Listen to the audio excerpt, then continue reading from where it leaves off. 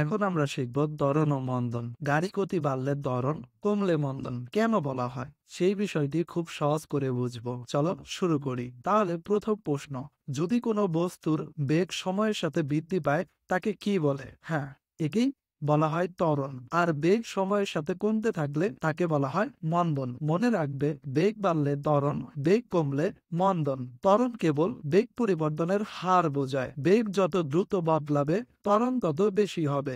আর এর একক হচ্ছে মিটার পার সেকেন্ড স্কয়ার। এখন চলো আমরা ত্বরণের সূত্র শিখি। ত্বরণের সূত্র হচ্ছে এ সমান সমান v minus u by D.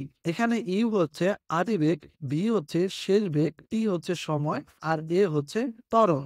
অতএব ত্বরণ সমান সমান শেষ বেগ মাইনাস আদিবেগ বাই সময়। এখন চলো তোমাদের একটা উদাহরণ দেই। ধরো তুমি সাইকেল চালাচ্ছ। প্রথমে গতি মাত্র 5 মিটার পার সেকেন্ড ছিল, 5 সেকেন্ড পরে গতি হলো 15 মিটার পার সেকেন্ড। তাহলে এ সমান সমান 15 মাইনাস 5 বাই 5 সমান সমান 2 মিটার পার সেকেন্ড। অর্থাৎ প্রতি সেকেন্ডে তোমার বেগ 2 মিটার পার সেকেন্ড করে বাড়ছে। এটি ত্বরণ।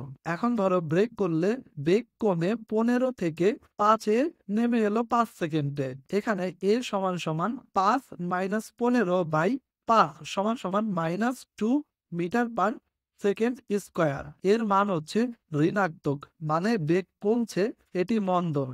এখন এই গ্রাফটি খেয়াল করো। এ পয়েন্টে গাড়ির বেগ বাড়ছে, মানে ত্বরণ হচ্ছে। বি তে সমবেগে চলছে, এখানে ত্বরণ নেই। সি তে আবার বেগ বাড়ছে, এখানে আবার ত্বরণ হচ্ছে।